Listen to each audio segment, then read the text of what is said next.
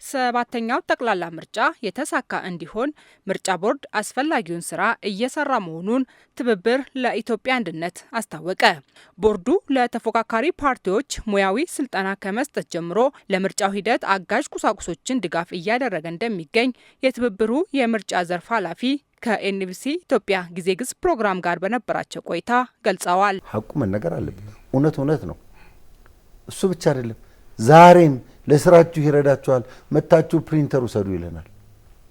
በተለይ ደግሞ ከኛ ጋር አክሰሲቢሊቲው ብትፈልግ ወይዘሮ ሜላትን ብትፈልግ ምክትሏን አቶ ተስፋዬን ለማግኘት እኔ ደውዬ አጥቻችሁ አላውቅም። የራሴን ልመስክር።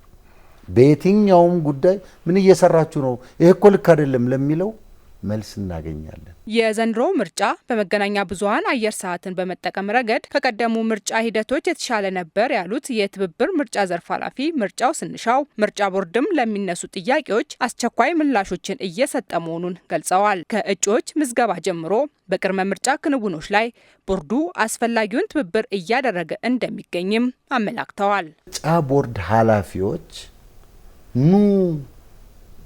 ኑ ሰው ስጡን፣ በዚህ ተከራከሩ፣ እዚህ ቦታ ከሌን ስደዱ፣ እኛ እስኪ ደክመን ድረስ በየጣቢያው እየተጋበዝን ተከራክረናል። በተለይ ትብብር እንዳውም ምርጫ ቦርድ በሌሎች ፓርቲዎች ይታማል። ለነሱ ይህን ያህል ሰፊ አየር ጊዜ እየሰጣችሁ ለነሱ ይህን ሁሉ ቦታ እየሰጣችሁ እየተባለን ሁሉን ሰማ ነበር። ቦርዱ ራሱን ገለልተኛ አድርጎ ለሚነሱ ቅሬታዎች ፈጣን ምላሽ በመስጠት የተሳካ ምርጫን ለማካሄድ እየጣረ ነው ሲል ትብብሩ ገልጿል። አሁን ያለው ምርጫ ቦርድ ራሱን ገለልተኛ ለማድረግ የማይጥረው ጥረት የለም። እንዘልፋቸዋለን እኮ አንዳንዴ እናገራቸዋለን። ለምን እንዲህ ታደርጋላችሁ? እንጮህባቸዋለን። በአስቸኳይ መጥተው ከአማራ ክልል ይህን ችግር እንዲፈቱ መግለጫ ይስጡን ብለን ስንል እኮ በሁለተኛው ቀን የአማራ ክልል እዚሁ አሳድረውን የአማራ ክልል ባለስልጣኖችን በሁለተኛው ቀን ያመጡልናል። ይሄ እውነት ነው። ትብብር አይደለም ይሄ?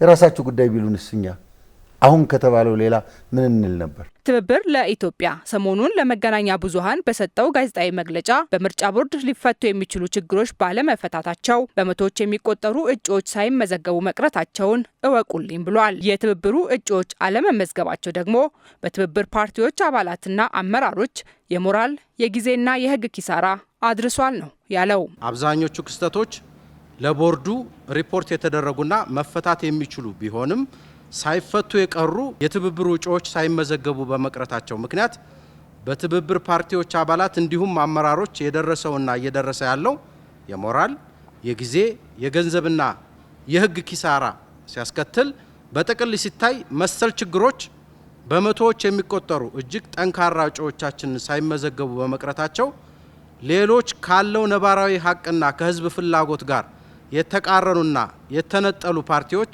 የቁጥር ብልጫ እንዲያገኙ የፈቀደ ሆኖ አግኝተነዋል። ይህ በመግለጫው የተነሳው በመቶዎች የሚቆጠሩ እጩዎች ተሰርዘውብናል የሚለው ውንጀላ ፍጹም ከእውነት የራቀ ነገር ግን ትብብሩ በራሱ ክፍተት 5 እጩዎች ብቻ ያልተመዘገቡ መሆኑን ነው የትብብሩ የምርጫ ዘርፍ ኃላፊ የገለጹት። 300 ሰዎች ተሰርዘውብናል የተባለው በትብብሩ አልተሰረዘም። 300 ሰው አልተሰረዘም። ምርጫ ቦርድ ያው ተቋም ስለሆነ ነገ ባለቤቶቹ ወጥተው ሊያስረዱ ስለሚችሉ የሰረዙብን 5 ሰዎች ዲስኳሊፋይድ ናቸው፣ አያሟሉም ተብሎ ነው። ሌላው የራሳችን አድሚን ወደ 20 ሰው በስተት ሰርዞብናል።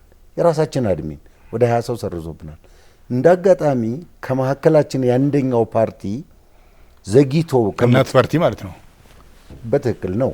ዘግይቶ ስለሆነ ከምርጫ ቦርድ ጋር በነበረው ግብግብ ምክንያት እኛ ጋር እንደገና ወደ ትብብሩ ሲመለስ ዘግይቶ ስለነበር 10 ቀን ሲቀረው ነው ተመልሶ እነዛ ሰዎች የምርጫ ምዝገባው ሊያልቅ ቀናት በቀሩት 3 ወይም 4 ቀን 10 ቀን አይደለም 3 ወይም 4 ቀን በቀረበት ጊዜ ነው ምርጫ ቦርድ ላይ ጫና አድርገን እንደ ኢህአፓ ካሉ እንደ መኢአድ ካሉ ኃይል ላይ ሰዎች ተቀንሰው ነው የገባው።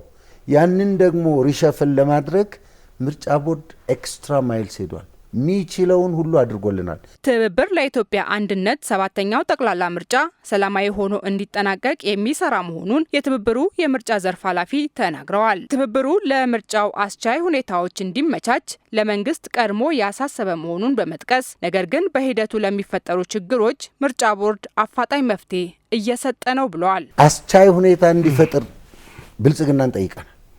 አስቻይ እንደ መንግስት ተቋም ብልጽግና አስቻይ ሁኔታ መፍጠር አለበት።